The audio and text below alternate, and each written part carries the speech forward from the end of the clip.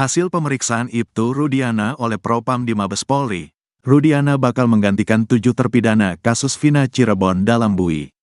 Diketahui, Vina adalah gadis 16 tahun asal Kampung Samadikun, Kecamatan Kejaksan, Kota Cirebon, Jawa Barat, yang tewas bersama kekasihnya, Eki, di Jalan Raya Talu, Kecamatan Talun, Kabupaten Cirebon, Jawa Barat pada Sabtu tanggal 27 Agustus tahun 2016.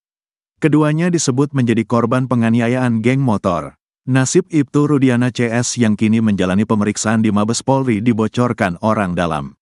Rudiana CS saat ini tengah diperiksa secara intensif oleh Bareskrim Polri untuk mengungkap kasus Vina yang terjadi 2016 silam.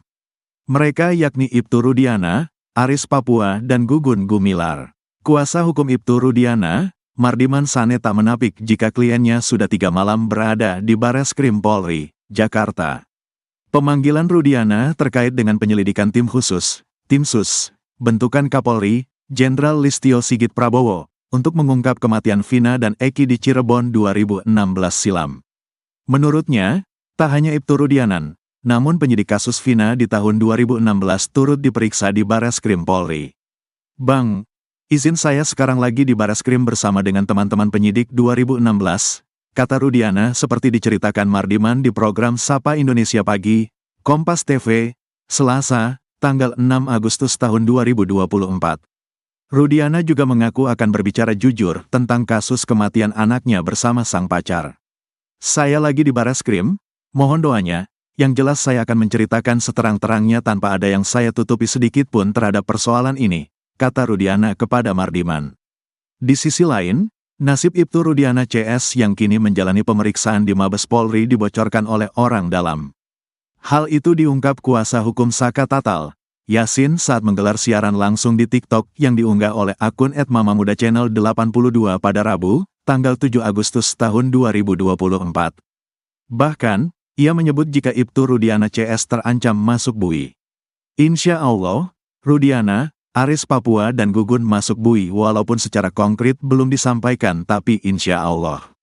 Mudah-mudahan kebenaran tetap berada di kita yang berjuang," ujar kuasa hukum Saka Tatal, Yasin, yang mengatakan meski baru kisi-kisi, tetapi informasi itu didapatkan dari orang yang sangat kompeten di institusi tersebut. Yasin menyebut Rudiana CS bakal menggantikan posisi ke-7 terpidana kasus Vina Cirebon yang kini terbelenggu di dalam penjara. Kalau besok si Rudiana CS diborgol, 7 terpidana insya Allah akan keluar dari BUI, tambahnya. Jika terbukti bersalah, Rudiana CS akan disidang etik, lalu tim kuasa hukum Saka Tatal menuntut agar mereka dilakukan pemberhentian secara tidak dengan hormat, PTDH. Tim kuasa hukum Saka Tatal juga meminta agar Rudiana CS baru dijebloskan ke dalam BUI setelah menjadi warga sipil biasa. Kalau Rudiana sudah di PTDH maka dia menjadi sipil biasa, kedudukannya sama dengan kita, dia akan masuk penjara sipil. Kawan-kawan 7 terpidana sudah siap memplonco, tambahnya. Ia berharap kabar yang didapatnya dari orang dalam itu tidak lari jauh dari kenyataan. Kasus Vina rekayasa. Sementara itu, ex-Wakapolri, Komjen Pol Purn Ogroseno menyebut bahwa kasus pembunuhan Vina dan Eki di Cirebon pada 2016 lalu ada rekayasa yang jelas yang terlihat dari laporan polisi saat kasus tersebut terjadi. Sejak awal sudah jelas peristiwa ini rekayasanya kasat mata. Mulai dari laporan polisi peristiwa tanggal 27 Agustus diubah menjadi tanggal 31, ujar Ogroseno dilansir dari kanal YouTube Nusantara TV. Ia juga menyebut nama ayah Eki, Ibtu Rudiana, yang telah membuat laporan peristiwa tersebut. Menurutnya, Ibtu Rudiana seharusnya tak melaporkan tentang kronologi runtut kasus Vina dan Eki itu. Sehingga, ia mengaku heran bagaimana Ibtu Rudiana bisa mengetahui kronologi lengkap kasus tersebut yang ditulis di dalam laporannya. Tanggal 31 juga laporannya seolah ada 8 orang, padahal Ibtu Rudiana pada saat itu dia tidak tahu peristiwa. Dia tahu peristiwa dari mana? Dengar dari orang disebutkan satu persatu. Kan kita bingung di sini membaca laporan polisinya, ungkapnya. Ex-Wakapolri bongkar kehebatan Rudiana di kasus Vina Cirebon. Terbongkar kehebatan Ibtu Rudiana dalam kasus pembunuhan Vina Cirebon dan Eki. Ia disebut mampu mengendalikan satu Polres. Adalah ex-Wakapolri Komjen Purn Ogroseno yang membocorkan kehebatan Ibtu Rudiana di kasus Vina Cirebon. Diketahui, Vina adalah gadis 16 tahun asal kampung Samadikun, Kecamatan Kejaksan, Kota Cirebon, Jawa Barat, yang tewas bersama kekasihnya, Eki, di Jalan Raya Talu, Kecamatan Talun, Kabupaten Cirebon, Jawa Barat pada Sabtu tanggal 27 Agustus tahun 2016. Keduanya disebut menjadi korban penganiayaan geng motor. Menurut Ogroseno, Rudiana yang saat itu masih berpangkat Aibtu ternyata bisa mengendalikan satu polres. Hal itu berdasarkan keyakinan Ogroseno bahwa kasus Vina Cirebon itu merupakan rekayasa. Ogroseno mengatakan, bagaimana mungkin seorang Aibtu bisa melakukan penyidikan tanpa surat perintah? Tanggal 27 Agustus terjadi peristiwa tersebut, tanggal 31 Agustus baru membuat laporan polisi. Ini aturan mana yang dipakai? Saya tidak tahu, kata Ogroseno dikutip dari Nusantara TV, Kamis, tanggal 8 Agustus tahun 2024. Namun rupanya berdasarkan wawancara terbaru Ibtu Rudiana, ia mengaku bahwa yang ia lakukan tahun 2016 itu karena atau berdasarkan persetujuan dari atasannya pada saat itu, yakni Panit Narkoba. Menanggapi hal itu, Ogroseno justru semakin penasaran dengan sosok Ibtu Rudiana. Sebab, seorang Rudiana yang saat itu berpangkat Aibtu ternyata bisa mengendalikan satu polres. Atasannya harus diperiksa, katakanlah sebagai Kasubnit atau Aibda itu, kan di atasnya ada Panit, Wakasat, ada Kasat, Wakapolres, Kapolres, jelasnya. Bisa mengendalikan atasannya hingga ke level Kapolres, kata dia, membuktikan bahwa Rudiana saat itu memiliki power yang cukup besar. Itu artinya, saat kejadian tahun 2016 itu, jajaran Polresta Cirebon Kota menyerahkan penyidikan kepada seorang Aibtu. Bisa mengendalikan satu polres ini kan menurut saya seorang Aibtu yang hebat sekali, kata Ogroseno. Rudiana, menurut dia, memiliki peran yang tidak main-main di Polresta Cirebon Kota. Bagi saya menarik perhatian, peran seorang Aibtu seperti Pak Rudiana di Polres ini menurut saya sangat luar biasa, kata dia. Sebab menurut Ogroseno, setiap peristiwa harus dilaporkan kepada pimpinannya. Jika melibatkan adanya kematian, maka sudah semestinya pimpinan mengambil alih. Jangan diserahkan ke pangkat yang di bawahnya, tegas Ogroseno. Saya tidak tahu kenapa Kasat sersedam. Wakasat sersedam, apakah mereka tidak katakan kumpul semua, tambahnya. Apalagi, kata dia, kasus Vina Cirebon ini juga tidak dilengkapi dengan Scientific Crime Investigation, SCI. Menanggapi hal itu, kuasa hukum Ibtu Rudiana, Elza Syarif tetap berkeyakinan kalau Vina dan Eki tewas karena dibunuh. Ini memang pembunuhan, dilihat dari visum dan foto, kata Elza Syarif. Hal itu dikuatkan dengan kesaksian Suroto yang mengaku membuka helm Eki dan melihat darah bercucuran. Semua hancur dan rahangnya lepas, karena dia sempat dijahit semuanya, kata Elza. Bahkan saat itu Suroto juga mengaku menemukan HP milik Vina di celana jeans yang dikenakan oleh Eki. HP tidak rusak sama sekali dan masih berfungsi, tegasnya. Sosok backingan kuat di belakang Ibtu Rudiana. Di sisi lain, di tengah terpaan isu miring dalam kasus pembunuhan Vina Cirebon dan Eki, Ibtu Rudiana membongkar sosok backingan kuat yang selalu melindunginya. Diketahui, Vina adalah gadis 16 tahun asal kampung Samadikun, Kecamatan Kejaksan, Kota Cirebon, Jawa Barat, yang tewas bersama kekasihnya, Eki, di Jalan Raya Talu, Kecamatan Talun, Kabupaten Cirebon, Jawa Barat pada Sabtu tanggal 27 Agustus tahun 2016. Keduanya disebut menjadi korban penganiayaan geng motor. Ibtu Rudiana sempat disebut-sebut memiliki backingan orang kuat sehingga ia bisa leluasa mengarang cerita di balik kematian Vina Cirebon dan Eki. Ibtu Rudiana, ayah Eki, akhirnya angkat bicara. Dirinya menganggap sosok yang paling kuat dan mendukung dirinya yaitu Allah SWT.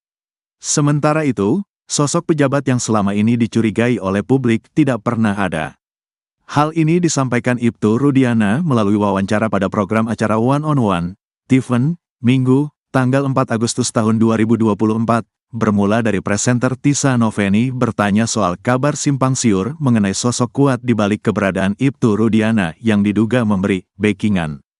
Asumsi orang di luar sana menjadi liar karena Bapak menggandeng kuasa hukum yang orang tahu kuasa hukum ternama yang terkenal, ungkap presenter Tiffen, Tisa Noveni, Senin, tanggal 5 Agustus tahun 2024.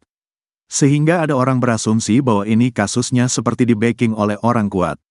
Ini benar, Pak? Tanya Tisa. Menanggapi hal itu, Ibtu Rudiana menjelaskan bahwa dirinya menganggap sosok yang paling kuat dan mendukung dirinya yaitu Allah SWT.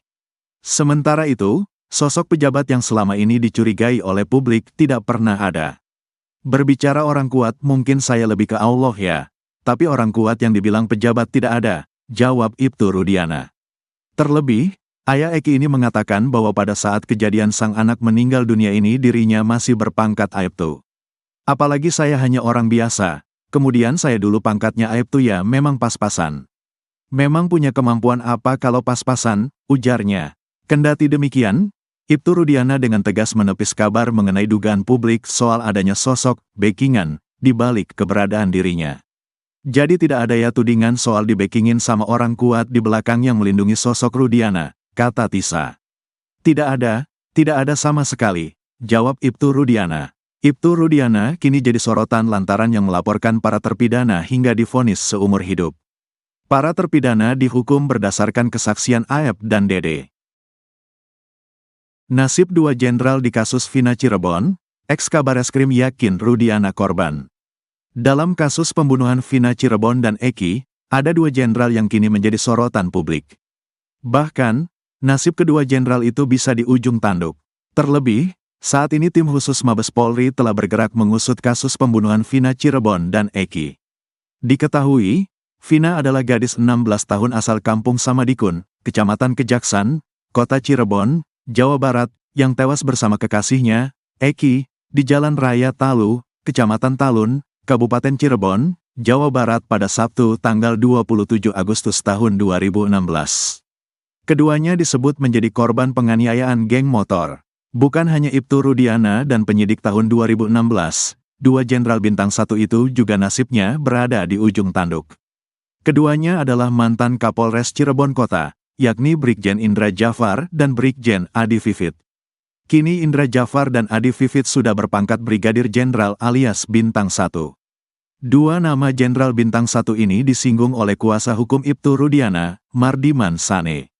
Menurut Mardiman, seorang Rudiana yang saat itu berpangkat Aibtu tidak mungkin bisa mempengaruhi sang Kapolres. Dua Kapolres pada saat itu juga kan orang hebat, sama-sama sudah Bintang 1 juga sekarang, Pak Indra Jafar sama Pak Ade Vivit, kata Mardiman Sane di Kompas TV, Selasa, tanggal 6 Agustus tahun 2024. Mardiman pun tak yakin jika seorang Rudiana bisa membuat skenario hingga mempengaruhi keduanya. Katakanlah Pak Rudiana mau menskenariokan, mengkriminalisasi, menurut saya sangat tidak masuk akal, di luar nalar. Sampai kemudian bisa mengatur polisi, mengatur jaksa, melakukan putusan, tandasnya. Menanggapi hal itu, mantan Kabareskrim Komjen, Purn. Susno Duaji menilai, masih ada kemungkinan Ibtu Rudiana yang merekayasa kasus ini. Ditinjau dari segi pangkat memang tidak mungkin. Tapi ada beberapa kemungkinan, nanti akan terjawab oleh pemeriksaan yang dilakukan oleh Mabes Polri baik oleh tim Sus maupun tim Bareskrim Polri, ungkap Susno Duaji. Namun, ia menduga bahwa Rudiana justru jadi korban rekayasa dari Aep. Sebab, pengamanan yang dilakukan Ibtu Rudiana di depan SMPN 11 Cirebon berdasarkan keterangan dari Aep. Saya yakin bukan Pak Rudiana, tapi Pak Rudiana justru korban terekayasa, kata Susno. Kemudian Susno Duaji pun menyesalkan dua Kapolres yang saat itu dinilai lalai. Menurutnya, dua mantan Kapolres itu kini pasti diperiksa oleh tim Sus bentukan Kapolri. Yang saya sesalkan, ada dua Kapolres yang waktu itu di Polres Cirebon Kota yang sekarang sudah jadi jenderal, itu saya yakin diperiksa juga, kata dia. Kedua jenderal bintang 1 itu akan diperiksa mengapa kasus Vina Cirebon menjadi seperti ini. Apakah Kapolres tidak menghandle perkara ini? Tidak ada gelar, kok bisa, kata Susno Duaji lagi. Jika terbukti lalai, kata Susno, maka jangan sampai karir keduanya lolos hingga jadi Kapolri. Kalau betul dia lalai, tidak wajar dia menyandang pangkat jenderal. Jangan sampai dia lolos nanti bisa-bisa jadi Kapolri, pungkasnya.